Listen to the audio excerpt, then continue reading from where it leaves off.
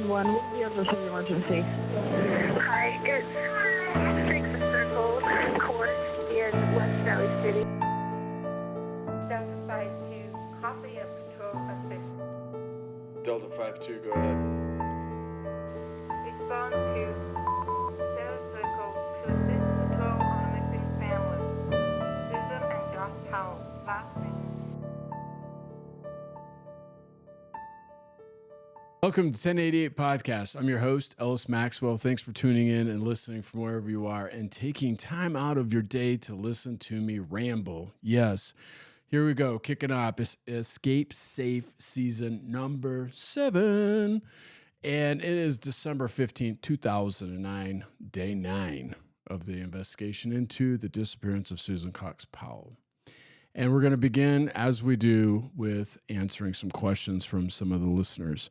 And our first question is, one of my lingering questions is around Josh's laziness and refusal to work a real job. Yeah, right. As it relates to the life insurance, I cannot fathom Josh exerting the effort to kill Susan, his provider of income, without at least attempting to benefit from receiving the insurance payout. I'm no expert, but I think it would have to appear to be an accident or violence at the hands of someone other than the insurance recipient for the payout. Would a disappearance ever work out in his favor financially? I know her purse and winter boots were still at the house, which goes against staging an accident out in the community, but Josh has also proven to be an idiot in as many ways as he was cunning. Just an aspect of the case I've been stuck on, and I'm interested in your thoughts. That is a lot, and you are absolutely right. I mean, it makes absolutely no sense why he would take the approach that he took. It's just risky. It's risky not being able to collect this insurance. I totally hear what you're saying. And to answer that, I would say yes, a disappearance could work in his favor as long as she remains missing throughout his remainder of his life. Right. So the question then is, will the insurance pay out, and how long are they going to hold out to pay out?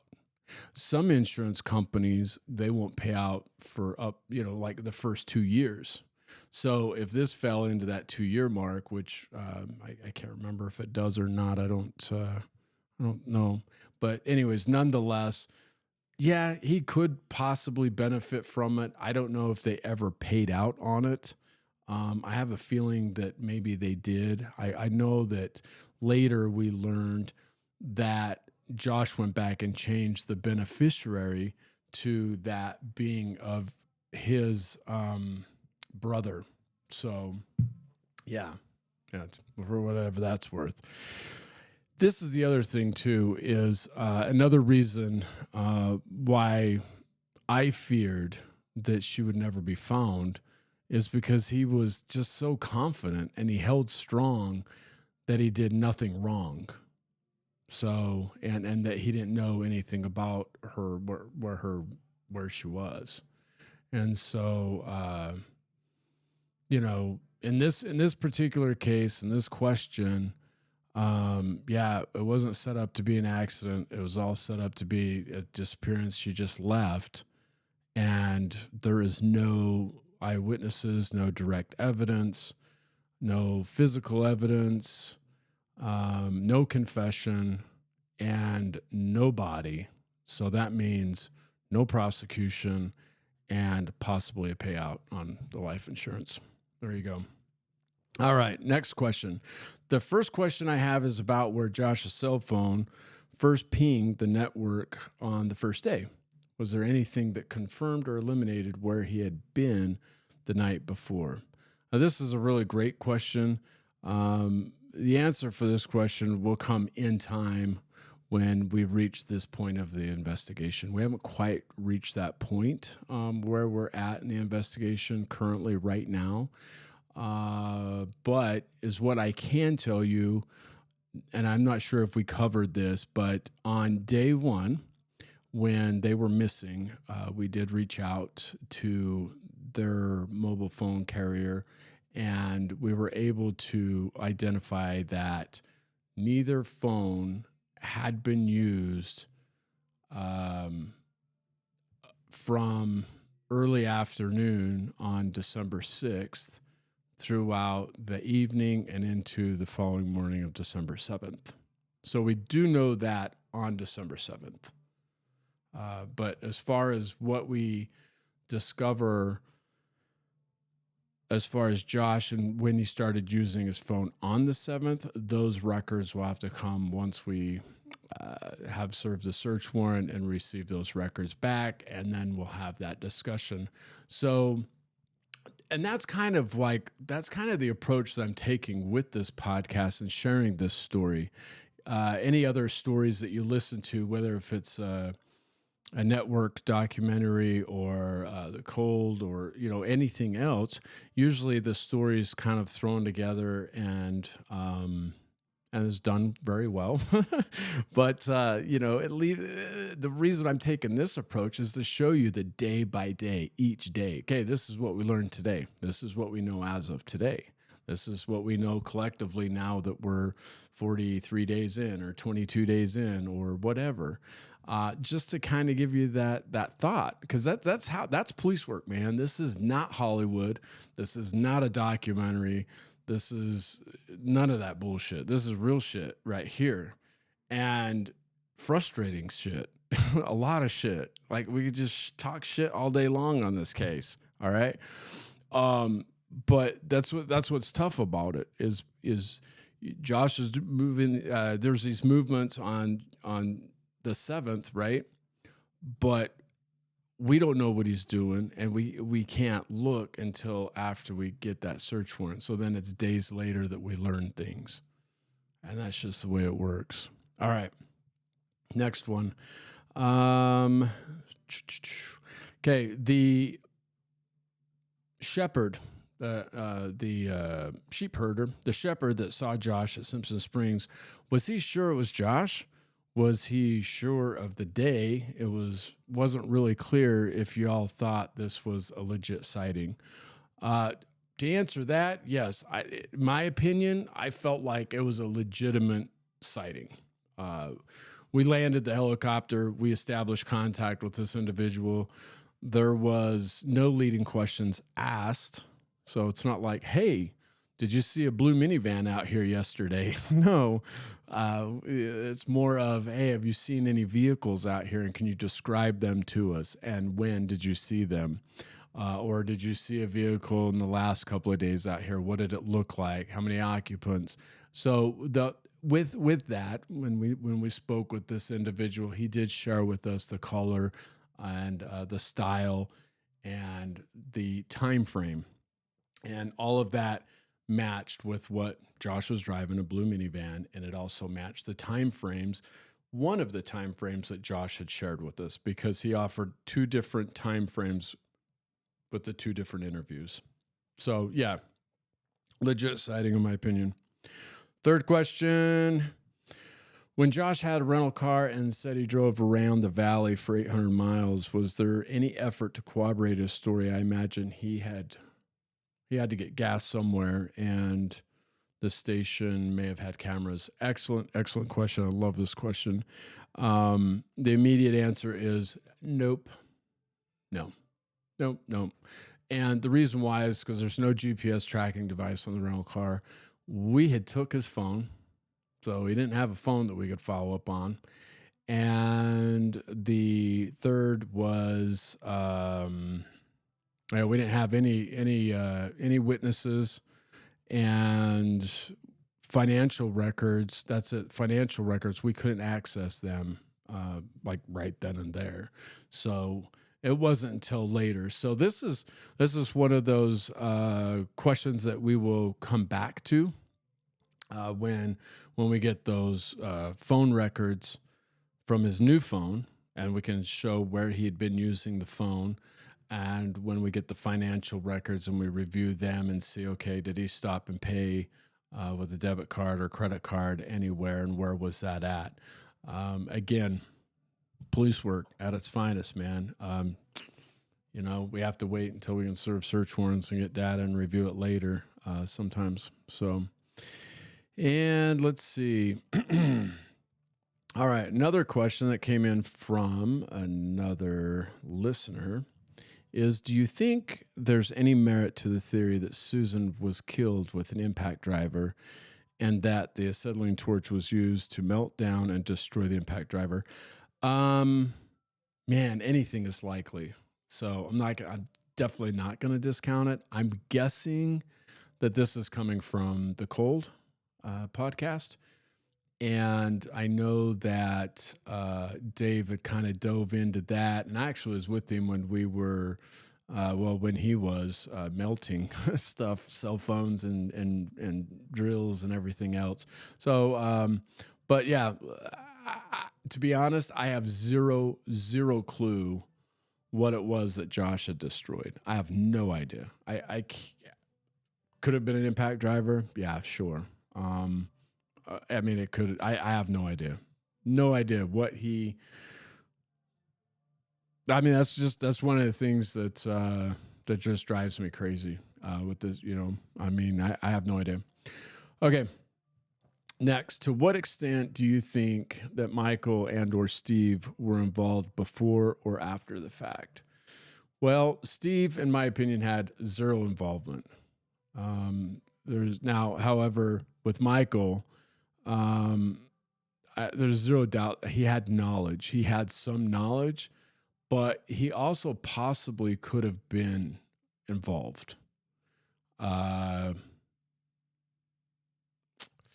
As far as how much he would be involved, man, I don't know. I've gone back and forth. I've had people that I've worked with when we were working the case think that Michael, his brother, had came down from state of Washington, met up with Josh, and maybe he relocated Susan's remains.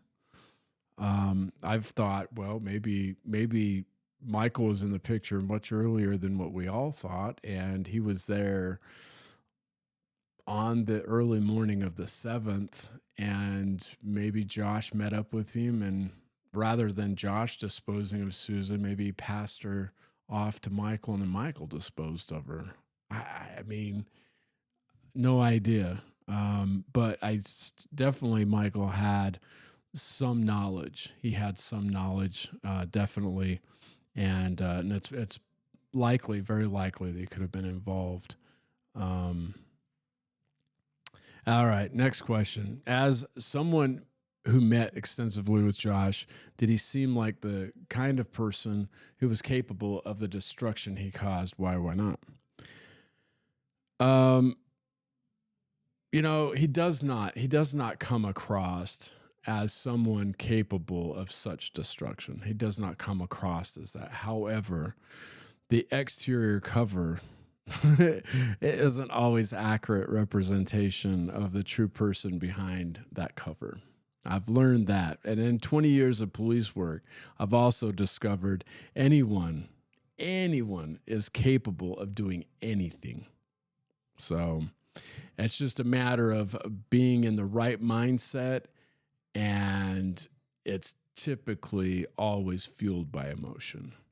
So regardless of who you are, or who anybody is, they are capable of doing anything, no doubt. So, all right, next question. What do you think Susan should have done to escape the situation before it came to this? What would you have recommended to her? Man, cheers to that listener. I love that question. I had fun with this one because I've thought about this a lot. I've helped people in these situations get out, or at least try to help them get out. For beginners, the person in the relationship, they must want to get out. Once they've made that decision that they want to escape, then that's when myself can help, victim advocates, lawyers, and so on. And so, yeah. All right. Let me share this. This is what I come up with. If I knew what I know now, right, that never happens. However, if I would have known what others knew, because it sounds like as we're doing these interviews with all of these people, she shared a lot of information. And if I knew that information, if Susan would have, and I'm sure she would have, shared that information with me, then I would have told her to get out. Just as I would tell anybody else to get out. Get out. But you need to be smart about it. You have to be smart so that you can escape safe. That's where the danger is. Escaping a relationship is the most dangerous. That's when it's the most dangerous. There's a lot of moving parts here. And I would have suggested that she keep the course. Stay course. Don't change your attitude. Don't change the daily routine.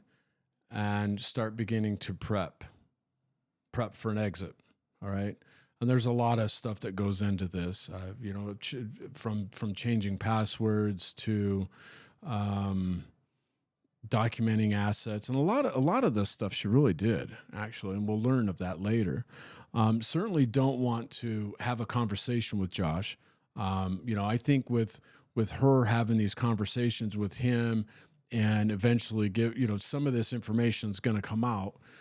These conversations she had with him, I would not recommend that by no means. We don't want to tip him off. We don't want to give him any sort of a hint that we are contemplating an escape, because that's not going to do them any favors, clearly. Okay. So take the risk, keep it quiet, stay a course. Don't change your attitude. Don't change your day-to-day routines. Just keep going and living as you have been living. You need to start identifying, and that's what we'd want to do with Susan, is identify, okay, who's your support? Who's your support system? Where are you going to live? Those are one of the most important ones, right? You need an attorney, and you need a good victim advocate, and maybe a good private investigator would be helpful, such as myself, yours truly, Ellis Maxwell. She'll balance investigations. Now, what is a private investigator going to do for you? Well, depending on the private investigator, as far as myself, we're going to sit down and we're going to have a very candid conversation, ideally with a victim advocate present, and we're going to collaborate. And we're going to gain some insight, and I'm going to provide some direction for you, for Susan, and say, okay, this is what we have. This is the approach, and start making assignments and putting together a plan. Okay, I can't get into all of the nuts and bolts of it, but there can be a specific plan put into place, and it's going to vary for everybody. Everybody's in different situations, different threats, different living situations. Some have kids, some don't have kids. She has kids. Her family, strong family support, is up in state of Washington. So we just got to figure out all those things. She may or may not need some security and some surveillance to help keep her safe as well as somebody else. So that's another option that maybe a private investigator would be able to offer. There's a lot to do to protect oneself from these dangers. And so you just got to have the right people on board, in my opinion, to help you navigate those waters and to get to the end game, because there's a lot of emotion going on, especially when you make the decision that you want to abort the mission. All right, next question. Do you think that Josh's actions were motivated by insurance based on his past history with insurance claims? Insurance is maybe a little bit of the motivator. Yeah, certainly, as another listener had mentioned, that why would he take the approach that he took, knowing that he's the one that's going to receive the insurance? Why would he not make it look like an accident and stuff like that? And Yeah, I don't know. I mean, he obviously was working on this for a minute, in my opinion. Um, but and I also believe that Susan was going to file for divorce. I really, I believe it. I believe she was heading in that direction, and I believe that she told him, and I believe that he knew it was all coming, and he had somewhat of a plan. He had somewhat of a plan. I think he had been conjuring up a plan, thinking, doing certain things for months, if not years in advance. Uh, but there was some sort of a catalyst that kind of sparked it, in my opinion, because I don't understand why he would move forward on a Sunday evening into a Monday morning with this plan that he had. But insurance, yeah, I'm sure it's part of it. Did Steve seem as deviant when you met with him as he turned out to be when everything came to light? Well, let me say this. I was kind of, I don't know. I don't know if it's fortunate or I don't know. I didn't meet with Steve the first time. I talked to Steve on the phone. Uh, and then a couple of detectives went up to the state of Washington and interviewed Steve. And the next time we met with him, it was other detectives.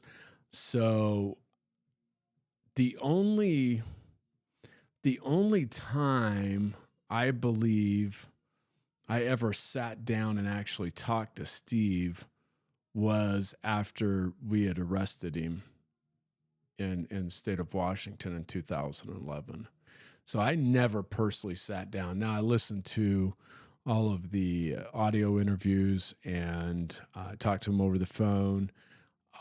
So to answer that question, yes, this guy was beyond deviant, creepy, leaving you scratching your head, wondering what was going on, what's going through this dude's mind. Yeah, very creepy. All right, next question. Do you think Josh put Susan in a mine shaft like many have theorized? It's very likely. Absolutely, it's very likely. It's definitely a spot that would be very difficult to clear, as we have learned. I mean, we cleared thousands, hundreds of thousands of mines, but I'm not sold on it 100% that she's in a mine. I think that I've always thought it would be pretty risky to leave West Valley City, the second populous, the second most populated city in the state of Utah. Okay, leave West Valley City at 1:30, 1 o'clock in the morning, and you're going to travel a long distance with an unconscious or dead body in the vehicle, being risked and pulled over by the police as you're traveling through cities and towns and counties.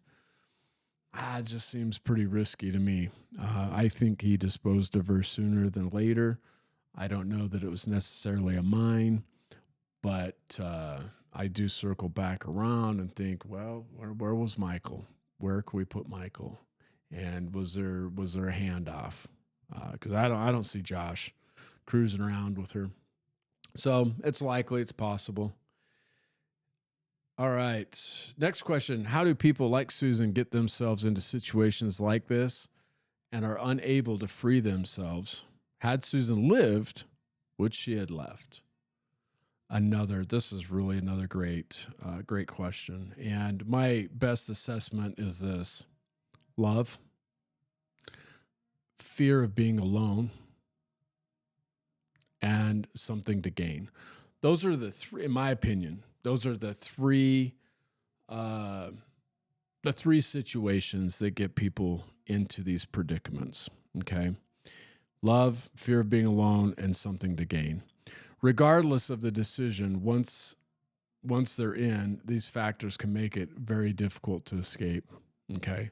So escaping once you're in, and now if you want to escape, whether if you're in for a year or if you're in for 2 years, 3 years, whatever, now you've got finances, children can come into play, fear, can come into play. Absolutely. No support system. So now you're kind of feeling stuck, right? Or maybe you're staying for the benefit of the kids. You don't want the kids to go through it. You don't want them to go and not have a dad or whatnot. We could run down so many different rabbit holes with this. But and especially of these three, love, fear of being alone, and something to gain. I mean, we could go down so many rabbit holes with that. But one of this, I want to say this, one of many common mistakes for remaining is people believing their partner will eventually change. That's one of the most common, in my opinion, and they think they can change them. And that is the absolute 100, in my opinion. And listen, and I'm not perfect, y'all. None of us are, all right? But my personal opinion, and I've done it, we've all done it, probably at least once, but that's the worst right there. You know, if you're staying because you think you can change your partner or they will change in time, you are lying to yourself, in my opinion, because it's not going to happen. I mean, now, can it happen? Sure. Never say never. However, the likelihood that it's going to happen, it's going to benefit, it's going to come back and satisfy you, I'm going to say nada. And like I said, I've been there. I've been in this situation, and it's very, very, very difficult. I'll say this. I worked in police work, as y'all know, 20 years. I investigated domestic violence. I investigated these cases. I been to numerous amounts of training, and I got myself wrapped up in a relationship once, and and I'm not gonna go down there, but I mentioned those three things, and one of them was true. That's why I got into it. And then I'm like, oh, I had this thing. I was going to save some. Dude, I'm going to stop. But listen, I'm going to tell you, if you've not been in a situation that is not healthy, if you've not ever been in a relationship that's not healthy, and you tried to get out and you couldn't, you can't, you don't know, man. You don't know. I thought I knew, and I didn't know until I was in it. And it's awful. It's awful. The system is awful. The system fails so many people. And I'll say this, I had victim advocates that basically just shit on me. They didn't give a fuck what I had to say. Why? Because I was a man. Yeah, I still got a little bit. See, I'm getting hot. I still get a little heated. See, we as humans, we got to manage our emotions. But it can piss you off, man. I had a judge that denied some paperwork. I was just like, really? It's awful. It's awful. So I'm not one to sit and judge people that are in these relationships. Is what I want to do is I want to help them. I want to help them escape, and I want to help them escape safe. That's it. And I had to help myself escape safe. And I managed to I managed to do it. Okay. And I can help others. If they want to get out, I can help them get out and be safe. So anyways, don't judge these people that are in these situations. We don't want to judge them. It's wild. It's wild. All right. Next question. Do you think that Josh may have moved Susan's body once he realized he was under investigation? It's likely. It's likely. It's very risky, in my opinion. I've never, ever felt that he disposed of her and then went back and relocated her. And the reason why I say that is because I met with him on Monday night, and I met with him again on Tuesday. And those two interviews, I've said it before. I had this fear that, we're not ever going to find her. This guy is too confident. He's too confident that either we're not going to find her, or we're not going to be able to tie. If we do find her, we're not going to be able to tie it back to him. And so I don't know. I mean, it's likely, it's possible, anything is possible. But I personally don't believe you relocated her. How stressful was it on you to be actively working on this case? Did you lose a lot of sleep in the process? Does it still cause you stress? Dude, yo, come on. Really? That question now after what I went through yesterday? Jesus. Yeah, it fucks with me. It does. Um, a little bit. I manage it pretty well. This case from the beginning all the way through was very challenging. It was very taxing. It was taxing on me. It was taxing on my family. It was taxing on my wife at the time. It was taxing on my friends, my family. It impacted. It impacted everything. It consumed my life. Um, and I had a handful of opportunities over the course of the investigation where I was able to temporarily escape it and maybe be able to spend uh, 5 to 7 to 10 to 12 days like not really thinking about it. I had a few opportunities and I was grateful for those, but I also had a lot of guilt as well. Um, and why guilt? Well, because I was taking time off and I was doing something versus being at work and working on this case, working to solve it. And when I'm gone and now my peers are working on it, maybe not. Yeah, there's some guilt there. Um, but Yeah, it was impactful, man. And there's some more things to be said about that, and it'll come up. It'll come up. This in some episodes. There'll be some other things I'll share with you. Now, did I lose sleep? Yeah, absolutely. And what about now? Well, after I retired, uh, I really, I would say the first year I tried my best not to really think about it, talk about it, and just really focused on trying to decompress from 20 years in police work and try to just let certain things go. I'm pretty good at that. It's not too bad. I do a lot of meditation. I like meditation. It's helpful.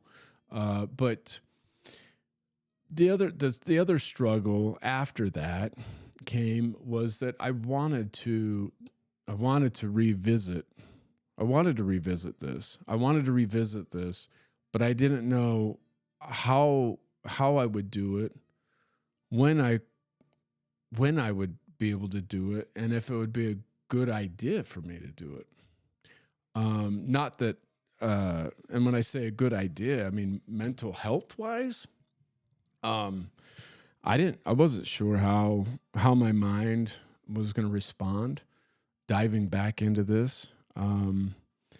And you know, I just wasn't sure, and I wasn't sure how I was going to do it. I knew what I wanted to do, but I wasn't sure how I was going to get there, and so that made it really challenging. It made it stressful. I thought about it often, but I also would try to forget about it, and not even think about it. But then it would still come up, and it always comes up. It always has come up. It always will come up.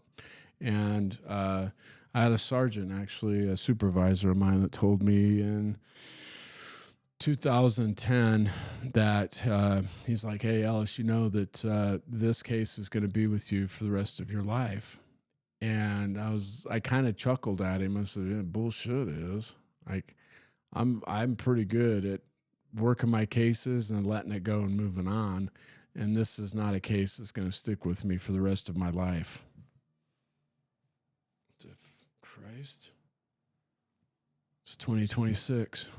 16 years later, and look at what we're doing. All right. But this is what's really rad is I have finally reached, and y'all have heard this before, I've reached a position where I can revisit this case, and I've already shared with you what my thoughts are with that and why and the purpose and the reason. and that is to share Susan's message with others.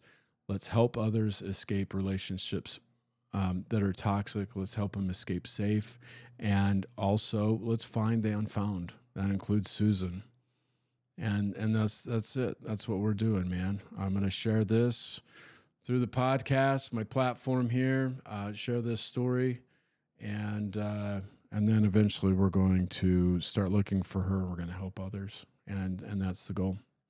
And I will be perfectly fine. I mentioned when that came up yesterday, I had a hard day yesterday, man, diving into this case,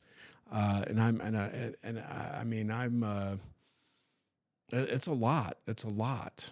It's so much, and there's so much, and there's so much I want to share with you, but I want to share it in different ways.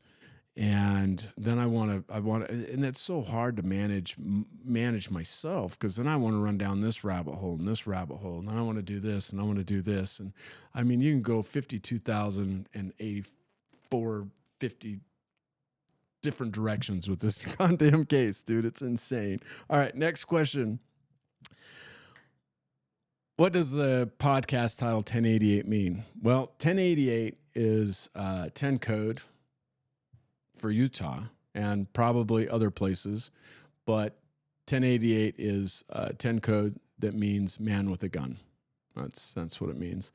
Now, it doesn't have the same meaning across the entire country with all the other law enforcement agencies. I know it's specific for Utah, and it's probably the same in some other states as well.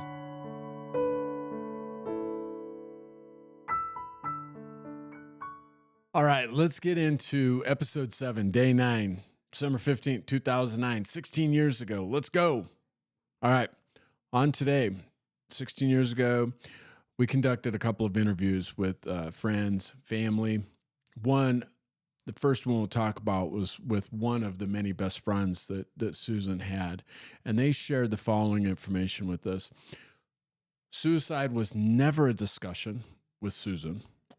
You're probably asking, why do I even say that? Well, that's something we're going to ask during the investigation. We're going to ask people, hey, this person ever talk about suicide or anything?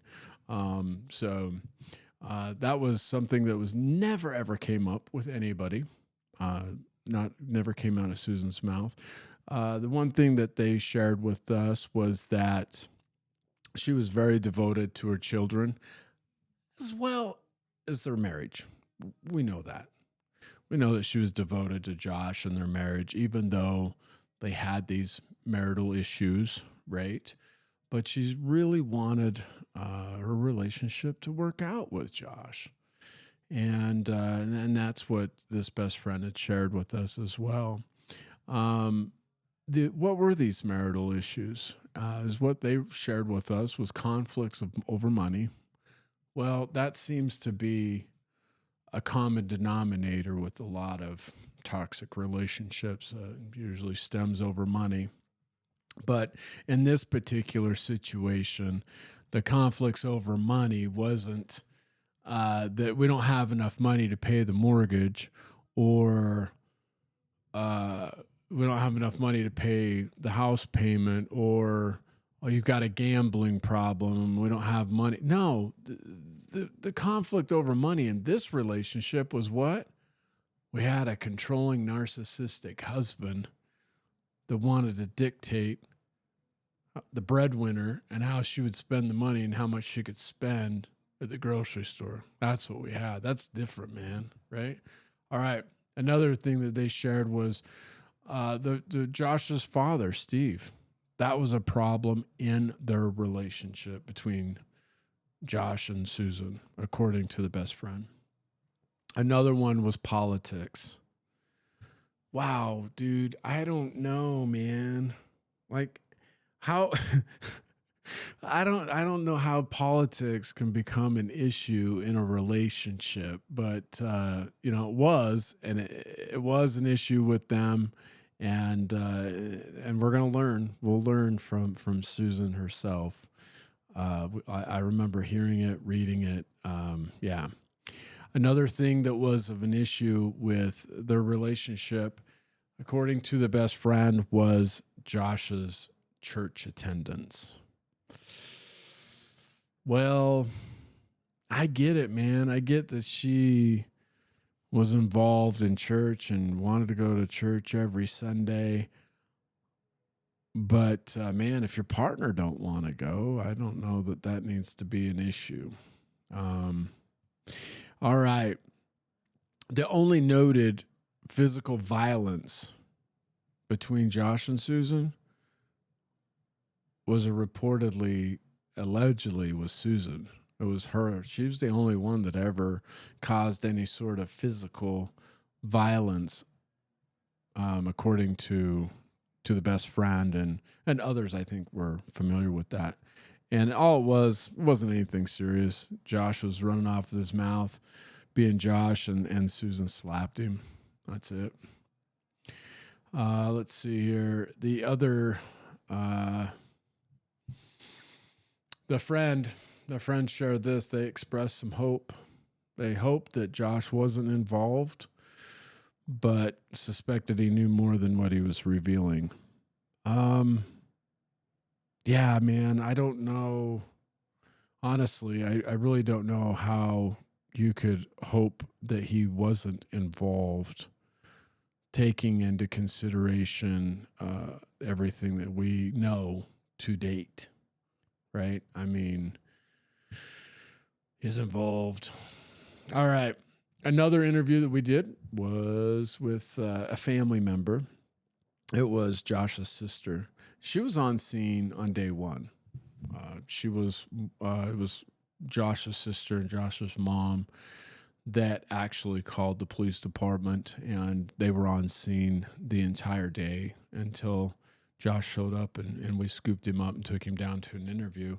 And so one of the detectives working the case met with her today, Josh's sister, just kind of do a more formal interview with her. And she shared a few things with him, stating that they had ongoing marital problems from the time that they were together. So it's not like, the relationship was, just it's been there. It's been there the whole relationship. Susan's dad even said the same thing, if you remember back that episode. She said that there was marital problems between Josh and Susan, and that it had deteriorated over the years. And she shared with us that she thought it was odd that Susan left her purse behind. It wasn't like Susan to be leaving her wallet, keys, credit cards, ID, purse, none of that. That's not Susan. She leaves the house, she leaves with her purse. She shared with a detective that she had spoke to. So this goes. What she's sharing here was what's going on here is back when Josh was missing. And the sister called Josh's phone. Josh answers, hello. And the sister's like, hey, where are you at? What are you doing? You need to come home. Yada, yada, yada. Right? If you remember, Josh had said something to her and something to the effect of, what do you know? And that really threw the sister off. She's like, wait, what? Like, why are you even asking that question? Well, she brought it up in this interview with this detective. She basically said Josh had asked her, what do you know? And again, just corroborates what she had said to me. She also said in this interview with this detective. I mean, to me, that's just crazy, man. I mean, that's another, in my opinion, that's circumstantial evidence, right? And you add it to the grocery cart of circumstantial evidence that we have to convict him. What do you know? I'll tell you what we know. All right. On the morning of December 8th, when Josh was supposed to be at the police station, she reports that I called them. I'm like, hey, have you guys heard from Josh? Because he's supposed to be here for an interview. No, we hadn't heard from him. He never called and said, yo, I need you to watch the kids. No, he never did. So her and her mom start heading over to Josh's house. Well, when she gets there, All right. When she gets there, Josh is like going in between the house and the garage. And when she goes into the garage, she sees that there's water and dust all over the floor in the garage and wet rags. And she's like, what are you? I, I don't, there was no other explanation in this interview as to what the detective asked. Going, well, would you say something to him? What did he say? I don't have any of that information. But she then moves on and states that she talked to Charlie and she asked the boys about the camping trip. And Charlie responded and said, Daddy said no s'mores. Really? Because there was contents in the van for s'mores. So there was that. When I searched the van, there was graham crackers and stuff, right? And when Charlie was interviewed in the forensic interview, he told the detective that they did s'mores. But now here he is telling his aunt that Daddy said no s'mores. Well, which one is it, man? You know, was there s'mores? Was there not s'mores? Me personally, I feel like there was no s'mores. I feel like there was no fire and there was no s'mores. That's just my opinion. But, you know, who knows? She also supported allegations we'd already heard about and knew, and that being it was out of character for Josh to prepare a meal that he did at the level that he did, and the way he navigated the day on Sunday. She stated that he was not considerate of Susan in that way at all. Zero. So there's 2 interviews down. That's what we learned from them. Nothing really crazy, alarming, new or anything. The one thing with Charlie and the s'mores, you know, it kind of surprised me at the time, but then again, you know, it's not a huge deal. It's not a deal breaker in any way. All right. Let's see. We authorized the search warrant and we scheduled an appointment with Josh and his lawyer to come into the office.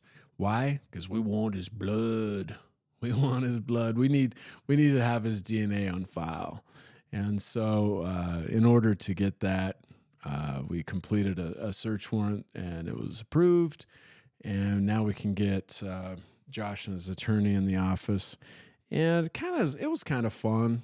And so we get him in there. And basically, I tried to get Josh's lawyer to allow Josh to do a lie detector test, the controlled voice stress analysis, CVSA. But the lawyer's like, no, he's absolutely not going to allow that. But you know, I have to ask, right? I mean, I've got Josh, I've got his lawyer. Let's see what I can come up with. And I also I wanted to kind of interrogate Josh. I wanted to ask him some interrogative questions and get down and dirty with him. And when I brought that up with this lawyer, he said, quote, let me see, quote, this would not happen and he would not allow it. Yeah, of course not, man. Of course. This is why it's a waste of time interrogating a suspect when they have their lawyer. Their lawyer's not going to allow them to answer these questions. They're just not. And so, my opinion, you'll never get the answers. If there are answers to be had that are being held, you're not going to get them. These lawyers aren't going to allow it, man. So anyways, we did get the blood draw. We did get a swab, buccal swab. And had a little conversation with them. But yeah, it wouldn't allow us to get down and dirty with Joshua at all. There was a number of tip calls received and or followed up on this day, 12 to be exact. Now, not all of them came in on this day. There was some that came in on the 8th and some on this day, but they were kind of stacked up. And we had some detectives and officers from the training division and other parts of the department that came in to help us with following up on these tips. And I just want to share some of them with you. Some of them were just people's opinions. They just wanted to share with us what their thoughts were, who was responsible. One reported they had a vision, and Susan was at the bottom of a hill next to a river.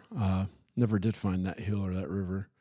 One suggested we take a look at Nutty Putty, the Nutty Putty Cave, and that seems like the Nutty Putty Cave came up often. However, it's not likely. That's not even an option. But I do understand why people were coming up with that because it was relatively new. But they had sealed the Nutty Putty Cave December 3rd of 2009, so that's not even an option. A friend and neighbor to Susan and Josh, reportedly 4 years, she claims that she was likely one of Susan's first friends after she moved to the state of Utah. They actually began as colleagues working at a place of employment where Susan got a job when she first moved here. And she stated that Susan in the beginning didn't. Oh wait, let me take this back. This tip is different. This was not a work colleague. This was a neighbor. And they, again, Josh Susan moved to Utah, and they became pretty close with the Powell family. Now, in the beginning, they reported in the beginning for the first 3 years, Susan never mentioned anything about their marital problems. And the friend stated that she would be the one always visiting Susan at her home. However, she felt like she had to stop. She had to quit having a relationship with Susan because of Josh, because of how controlling and overwhelming he was when she was there to visit with Susan. She reported that he would constantly insert himself into their conversations. He would change the subject, and then he would basically talk about whatever he wanted to talk about. And she just couldn't handle it. She basically says, hey, I felt like I couldn't even have a relationship with Susan because Josh was always there and would always interrupt it. And so she stopped going over to Susan and Josh's home to visit with Susan. And eventually Susan would visit her at her home. And when that began, then that's when Susan started opening up to this friend, this neighbor, and sharing with her how she would love to have a little girl. However, it was not going to happen because her and Josh was not intimate and had not been intimate since they had Braden. She also shared that he only worries about himself and that he did not care. He doesn't care about Susan or the kids, and that he basically controlled all of their money, and he would only allow her to purchase certain things. The friend neighbor remembers when Josh would stay home. Get this, we've already heard about this from some other people, but she remembers Josh was not working. He would stay home with the van.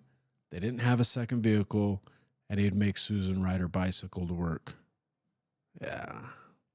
Wild, huh? All right, another interview here was with one of Susan's, this was the one I was thinking in the beginning, sorry, friend, work colleague. She claimed to be one of Susan's first friends when she moved to the state of Utah, and they started out as work colleagues, and that's how their relationship started. But she called in and offered this information saying that Josh he was very controlling, restricted Susan's social activities, and managed all of her finances, leaving her with little personal money despite she was the one working the full-time job. She also states that Susan would secretly earn some income by doing doing her hair, but also doing hair for friends and family, which she would hide that money from Josh. The friend also recalled that Josh showed zero interest in their children and often stayed on the computer when Susan would be gone and she was watching the kids. Now, this is a second or third, definitely second babysitter that is watching these kids when Josh is home, Susan's at work, and Josh just ignores them. Isn't that crazy? I would never, ever have a babysitter to watch my kids if I was home. I would want to hang out with my kids, man. I don't get it. Anyways, the friend also mentioned that Susan considered marriage counseling, but she stayed for the sake of the children. Remember, we had that discussion just a little bit ago, man. People tend to stay for the wrong reasons, and it's not healthy. And, let's back that up for a minute. Let me just say this, all right, to people that are out there. If you're staying in a relationship that is toxic, it's not healthy, and whatever abuse there is, whether if it's emotional abuse, economic abuse, physical abuse, and you're staying because of the kids, and these kids are little, or it doesn't matter, you're staying because, get this, these kids are picking up on this behavior. They're picking up on the behavior, they're picking up on the patterns, and they're going to likely